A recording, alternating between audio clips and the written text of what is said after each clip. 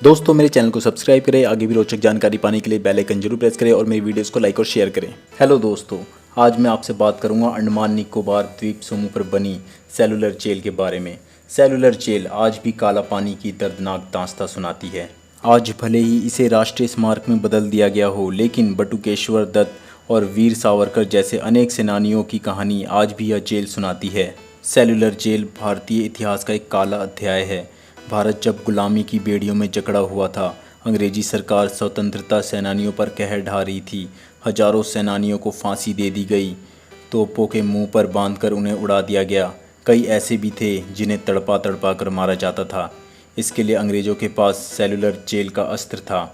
इस जेल को सेलुलर इसलिए नाम दिया गया था क्योंकि यहाँ एक कैदी से दूसरे से बिल्कुल अलग रखा जाता था। जेल में हर कैदी के लिए एक अलग सेल होती थी। यहाँ का अकेलापन कैदी के लिए सबसे भयावह होता था। यहाँ कितने भारतीयों को फांसी की सज़ा दे दी गई और कितने मर गए, इसका कोई रिकॉर्ड मौजूद नहीं है। अंडमान के पोर्ट ब्लेयर सिटी में स्थित इस जेल की चार दीवारी इतनी छोटी थी कि इसे आसानी से कोई भी पार कर सकता था, लेकिन यह स्थान चारों ओर से गहरे समुद्री पानी से घिरा हुआ है, जहाँ से सैकड़ों किलोमीटर दूर पानी के अलावा कुछ भी नज़र नहीं आता है।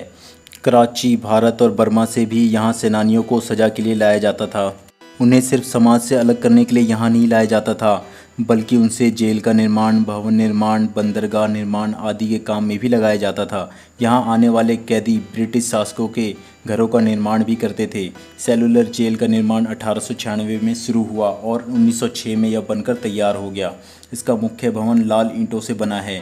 ये ईंटें बर्मा से यहाँ लाई गई। इस भवन की 7 शाखाएँ हैं और बीचों बीच एक टावर है। इस टावर से ही सभी कैदियों पर नज़र रखी जाती थी। ऊपर से देखने पर यह साइकिल के पहिए की तरह दिखाई देता था। प्रत्येक शाखा 3 मंजिल की बनी थी। इनमें कोई शयन कक्ष नहीं था और कुल 698 कोठरियाँ बनी थी। प्रत्येक कोठरी 15 फुट लंबी और 8 फुट चौड़ी थी, जिसमें 3 मीटर की ऊंचाई पर रोशनदान थे। एक कोठरी का कैदी दूसरे कोठरी के कैदी से कोई संपर्क नहीं रख सकता था। जेल में बंद स्वतंत्रता संग्राम सेनानियों को बेड़ियों से बांधा जाता था। कोल्हू से तेल पेरने का काम उनसे करवाया जाता था। हर कैदी को 30 पाउंड नारियल और सरसों का तेल पेरना होता था।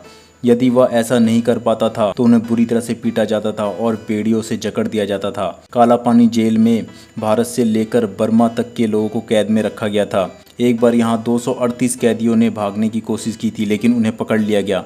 एक कैदी ने तो आत्महत्या ही कर ली और बाकी पकड़े गए। उनमें से 87 कैदी को फांसी पर लटकाने का आदेश दिया गया था। जापानी शासकों ने अंडमान पर 1942 में कब्जा किया और अंग्रेज़ों को वहाँ से मार भगाया।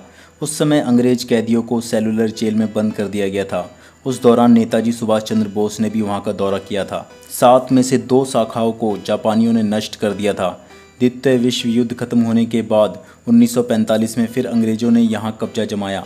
भारत को आज़ादी मिलने के बाद इसकी 2 और शाखाओं को ध्वस्त कर दिया गया। शेष बची 3 शाखाएं और मुख्य टावर को 1969 में राष्ट्रीय स्मारक घोषित कर दिया गया। 1963 में यहाँ गोविंद वल्लभ पंत अस्पताल खोला गया। वर्तमान में यह 500 बिस्तरों वाला अस्पताल है। यहाँ के संग्रहालय में यह दर्शाया जाता है कि हमारे स्वतंत्रता संग्राम सेनानियों पर किस प्रकार जुल्म किए जाते थे। यहाँ के संग्रहालय का टिकट का शुल्क 30 रुपये है।